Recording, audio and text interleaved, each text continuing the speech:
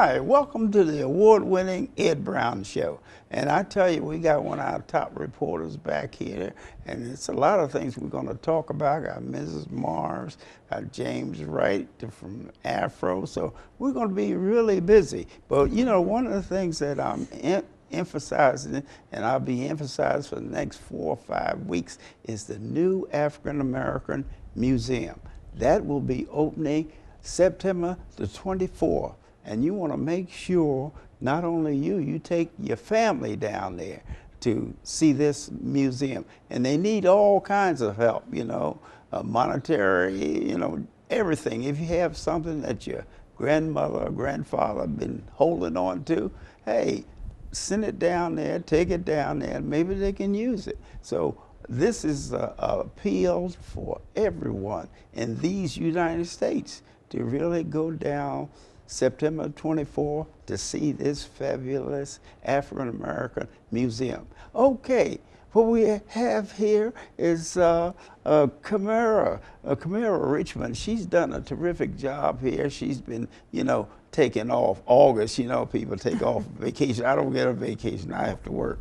But anyway, she's back, and one of the guests here, Mrs. Moore, had a situation here that she thought was very interesting and that people need to know more about it.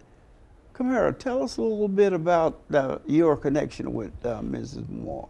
Well, Mr. Brown, thank you for having me on today, and Ms. Morris, because she has an incredible story.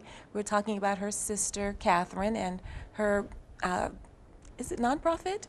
Yes, my nonprofit. Her nonprofit, For Kathy's Sake, and she's going to share her Kathy's journey. But we met through a mutual friend, and as you know, I host an online radio show, the Yes. Stroke Diva Fabulous Show, and our friend called and she said, I have a wonderful story for you, and I'd like for you to highlight it. And I said, sure. So she told me about Ms. Marguerite and Kathy, and so I had to interview her and really learn more about what it takes when you are a military spouse.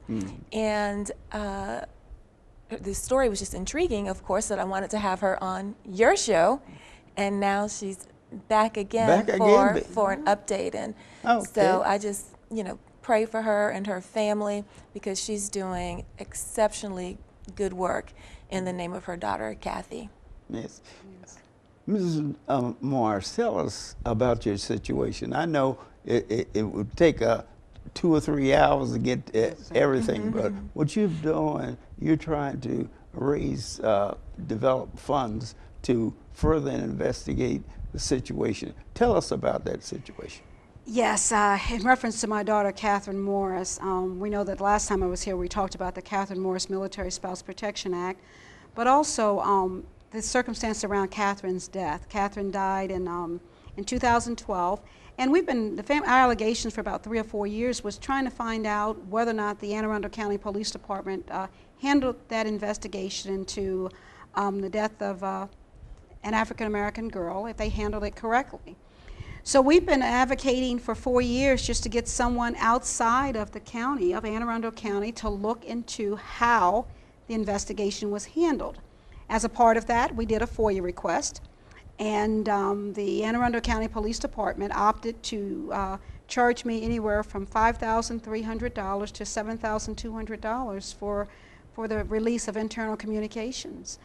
That's what we talked about last time. I can't believe that. I've been thinking about that, you know, is that here in your situation is that you have a question about the whole procedure, and they're busy trying to discourage you by charging you for information. Yeah. You would think that with allegations and what's going on in our nation, especially about transparency of police departments, just to confirm that everything has been handled appropriately, that they wouldn't do that. But they have opted to do that. I hear that there's, you know, several thousand emails, but just an update, we've had to go to even to the Attorney General's office for some assistance in handling that, or how they could start releasing it.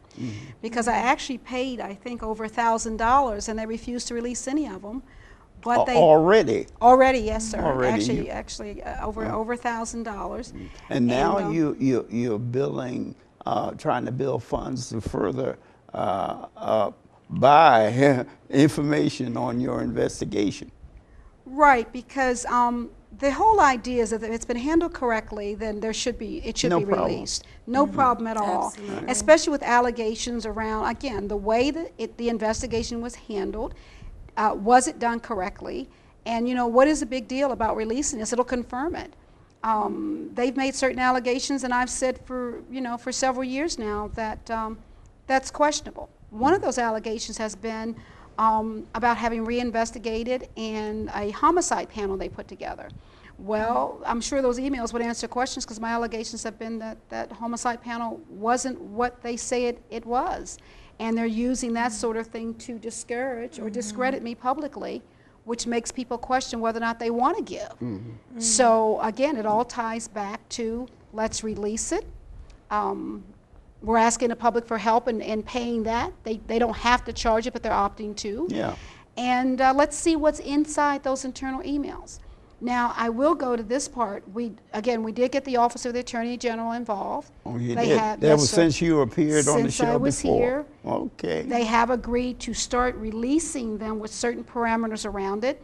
And one of the interesting facets to this is that part of this was handled by Chief Kevin Davis, who's now in Baltimore City, the police commissioner there. And so the Anne Arundel County Police developed some parameters, and they said, well, here's this big long list of names. You go ahead, maybe Like about 100 names. Maybe I think about 100 names. Yeah. You tell us who to start with to exhaust your $100. You pick from this list who you want us to start releasing emails from.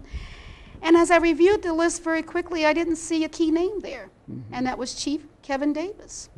When we asked back about where was his name, we were told that he was no longer an employee of the Anne Arundel County Police Department, and that all of his emails were deleted.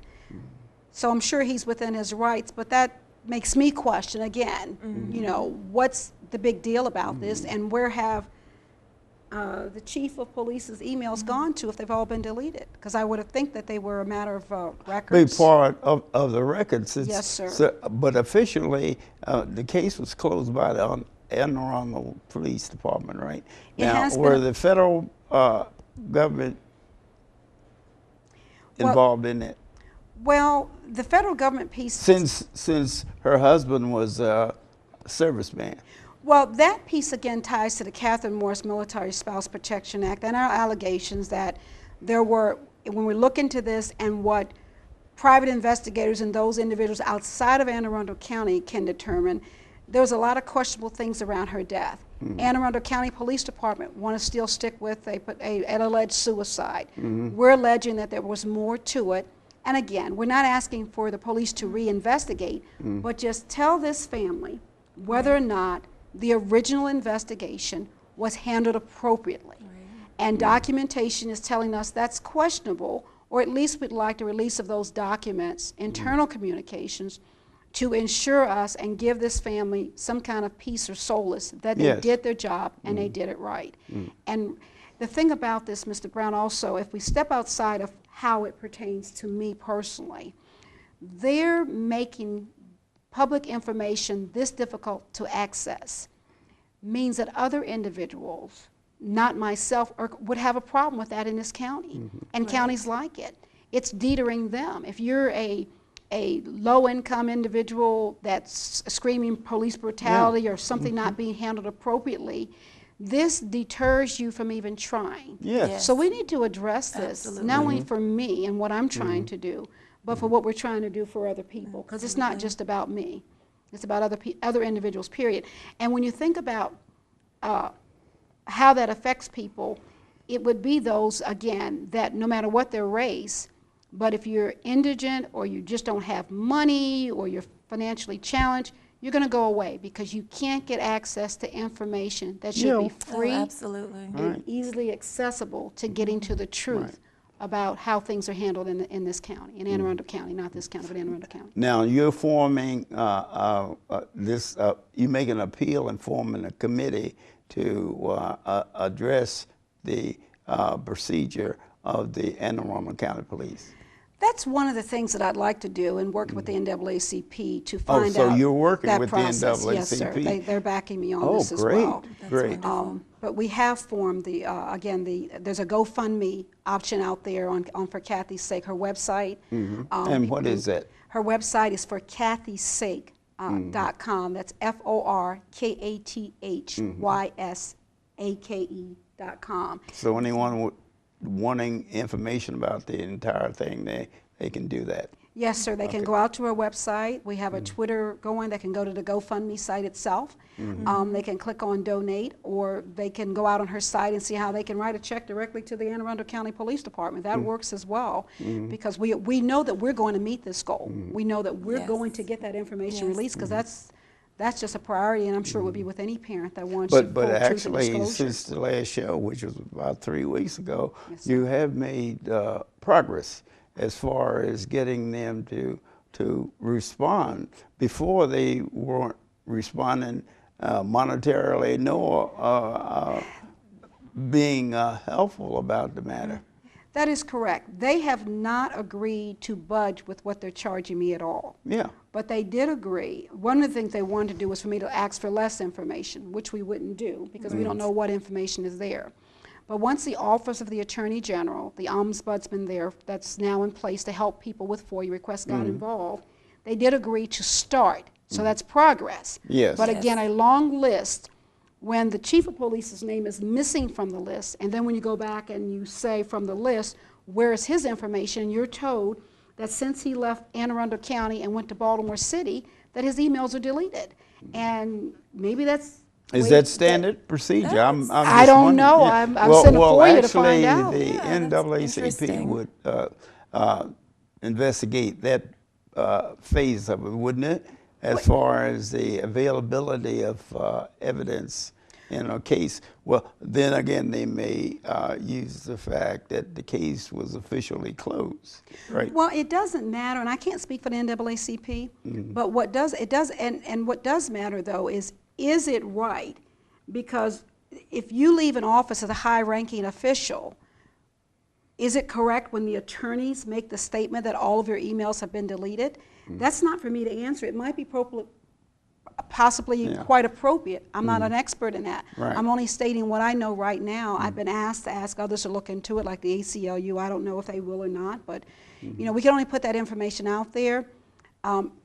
When I look at the definition of records, though, it does include emails, and I thought it maybe had a 50-year retention on it. I'm not sure. I see. Oh, It's still part of an investigation, and so we may go back and broaden our our request for the FOIA on that. Yeah, because I was wondering if there was any type of law permitting you, telling them directly that they supposed to keep those emails a short period of time, or is there a time limit on it? Or when a person, it seemed to me that's an out. If you are involved in something like that, you know that if you quit, then all the evidence you provided will not be used; they'd be destroyed. Again, that doesn't sound like it should be standard operating procedure, but I am honestly not the expert. But again, I've been alleging for 4 years, and I really do take offense at them putting certain things out there to the public, like the homicide panel that was supposedly formed by Chief Kevin Davis, that I said wasn't really a homicide panel that did anything. I've been alleging that, and I have gotten FOIA on that. And I take great offense to them continuously putting that out to the public. Homicide panel investigators re-investigated and found out it was, and there's a lot of serious questions. And I'm thinking that once somebody outside the county looks into this, they're going to find that there were problems. Not in what killed my daughter, let me put it that way, because we know she died from carbon monoxide inhalation or whatever, from charcoal grills left in her car. But how did it get administered? And then still leaving that alone, was the investigation handled appropriately? That's all we've been asking over and over again.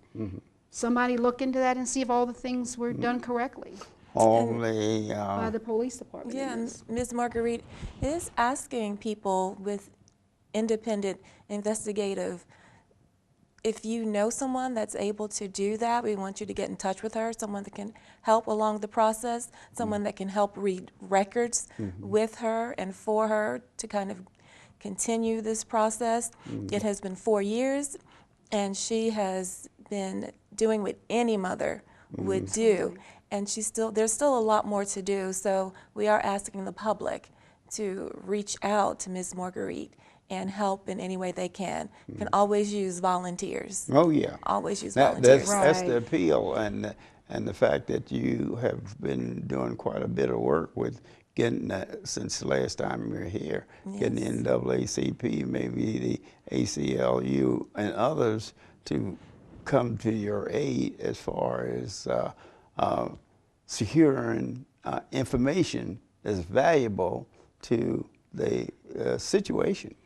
Yes, sir. Which they seem to, feel that they make it difficult, and this is what they usually do too. They always go the financial route to discourage people in an investigation like that, and those are things that I really, make me suspicious. The young man, that's a vital part of the case. His information. Well, anyway, give us that number again, and we want you to, if you can give us some information, Ms. Morris will gladly appreciate it.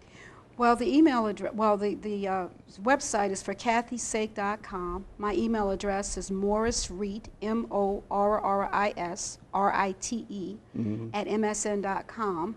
And again, I thank you for having me here, and I want to emphasize is that just suppose, Mr. Brown, that that my allegations are really real.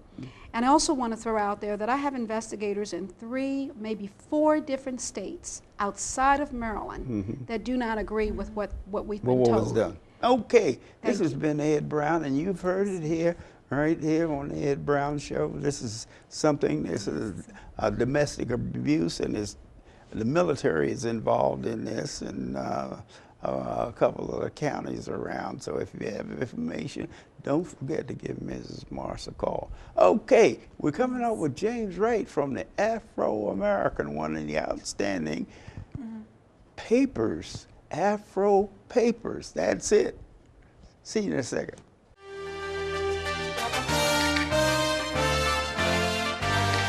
Hi, welcome back to the award-winning Ed Brown. Man, I tell you, we got a real subject here. We got the election. Of all things, you know how I told you about the election. This is the worst election selection that I've seen, and I'm 86 years old and I tell you, this is the dog. But what I have here is the young man, James Wright. Now, I've worked with him maybe 30 of those years, in all kind.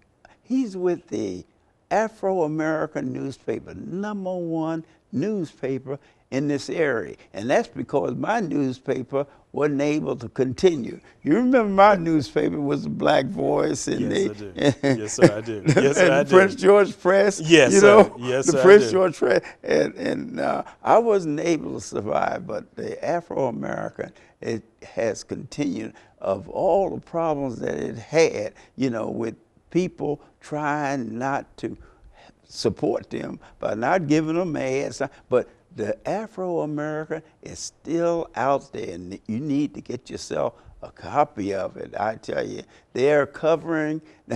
Hey, are you covering the election, right? Yes, James. Yes, the Tell us a presidential little election. bit about yourself. I told them about our involvement. Sure.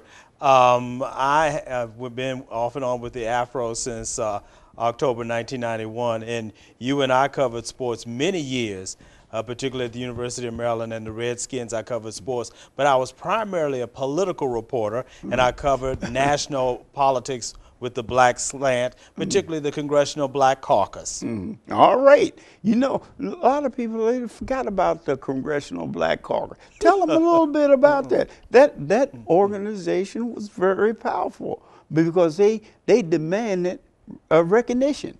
Well, as you know, we have consistently had black members of Congress in numbers since 1968 when Shirley Chisholm and Bill Clay were elected, and the numbers have grown and grown and grown. Now we have 46 black members of Congress, members of the Congressional Black Caucus. You have 2 black Republicans who don't belong to it, but we won't talk about them. But the point is that Congressional Black Caucus does, they're numerous, but because the Republicans control the House of Representatives, where most of these members are, they're not able to control the agenda. But when Democrats are in power, and in this situation they have a Democratic president, they wield a tremendous amount of influence in terms of public policy with black America.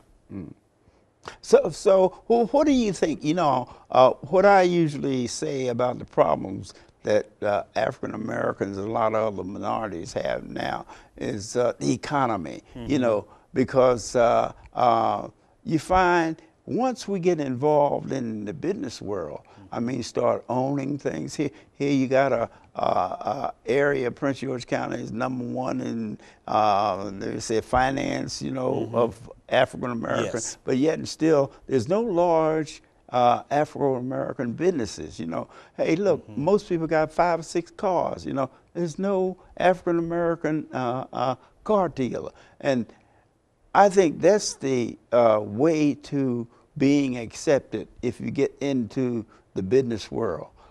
Because what's happening, they had more African-American business. They had more African-American. My father in Philadelphia had a corner store, you know. But now the African-American businesses are disappearing. They're not growing. Tell us a little bit about that. Well, the problem is that, as my father once told me before he passed away, integration really hurt the black community in significant ways. We used to patronize people such as your father owning his corner store in Philadelphia. But now you don't even have that. As a matter of fact, a lot of black businesses would not even, businessmen, women I should say, wouldn't even consider opening up a corner store in African-American neighborhood. And I don't need to tell you that other races, the Koreans, the Chinese, they have businesses in these black neighborhoods and communities, and they're doing quite well. We have to learn to work together in order to build businesses, Mr. Brown. And we seem to have a problem with that. Some people would say it goes back to slavery, where the Willie Lynch letter to divide black people. And then there's but the real issue is the lack of access to capital. And some of these banks redlining neighborhoods, making it difficult for African-American entrepreneurs to get money, and those are hurdles that we need to overcome. Well, tell us, what is the way? I'm starting with the young people. I'm saying, okay, like the older people, they've set in their ways, well, you can't do nothing, but you have to mentor the young people into getting into the business world of this country. Because Richard Wright, the great black poet, said, you're not free unless you're economically free. And that's true. And other minorities have shown, the Spanish, the Oriental, they have shown that if you go around this country, they're into the business world. What are you saying to me? Here's the problem. A lot of times our young people go to these colleges, and this really started with my generation. I'm at the tail end of the baby boom class. And what happened with us is that we went to college to get a job. We 9 to 5. Right, a 9 to 5 job. Here in this area, the stress was to get a good government job. Good job. It was not to start a business. It was to get a good job, and you retire and you get your gold watch, and then your life is wonderful. But that's not really how you build wealth in this country. You build wealth in this country by saving your money, by owning a home, and owning a business and having a side hustle with that. So you have to work at getting money. It can't be just about getting a paycheck. Right. You said it. That's the key. And really, the young people, this is the route to go. 9 to 5 is antique. I lived it. That was in my era, because you don't get in the real business world. Just like you got MGM that's coming through, and I'm trying to find out what kind of training they giving going to give young people? Because the training, is it going to be domestic training, or is it going to be mentoring young people to have a CEO job? Good point. You know what I mean? That's a good point. And the grade level, hey, you can't, if you live you work at McDonald's, you're limited where you can buy a house. That is true. Isn't that true? That is true. That's the same thing with education, is that the fact that if education, and I'm an advocate of education being free, because I say that's the greatest investment that this country could make. Not bombs, it's education. That's right. Once they do that, that group, that era will pay off in the future. That's right. See, that's what I advocate, is that this is what we tell the young people: get involved in the economics of this country, and you will have freedom. Because when you have money, that's freedom. We got a few people around here, about 3%. Do you realize 3% of the people in this country controls all the money? That is true. You believe that? That is true. If you don't believe it, do a little homework. 3% of the people in this country control most of the money. I was looking at Forbes magazine this month, and they had 100 billionaires that in this country. You know, 100 billionaires. I look, and I didn't see any minorities, not one. But because that is the way to freedom. You don't ask for things when you have economic freedom. You don't ask, you tell people what you want. Right. And that's the way this country works. That's the good old American way. What do you think? Well, that is the good old American way. And for too many years, Mr. Brown, we have focused on political empowerment. If we just get a black county executive, if we just get a black mayor, if we just get a black president, we are on our way to freedom land. No, we're not. We need black chief executive officers, CEOs, not only of our companies, but of their companies too, such as Ursula Burns of Xerox and formerly Don Thompson of McDonald's, who used to run McDonald's. The point is that we have to become a part of this country's commercial business sector. We just can't be marginalized anymore, and we can't marginalize ourselves either. Right, right. Well, that's why I support the mentoring programs, and I insist, like that project with MGM. You got the FBI coming in Prince George County. You got the hospital coming in Prince George County. And with the MGM, I'm saying, you know, what kind of training are they giving the young people? Are they on the domestic side? Where is the CEO positions for MGM? Hey, that's a question you could ask your councilman. That's a question that you could ask. Say, what type of jobs are they going to give? Okay, we got to wrap this up. Tell us, give the young people something to look forward to. Young people, save your money. You don't have to buy the latest sneaker. Just buy something to put on your feet, save your money. Oh, and by the way, if you're smart, you will buy the stock of the company that makes the sneaker, then you will be a part owner and be able to get this thing called dividends, which will generate money for you as a result of that sneaker. Save your money. Read about money. Oh, and by the way, I subscribe to Forbes too. Yeah. So I see what you're talking about. Study money and understand it. Hey, you heard it here with Ed Browning.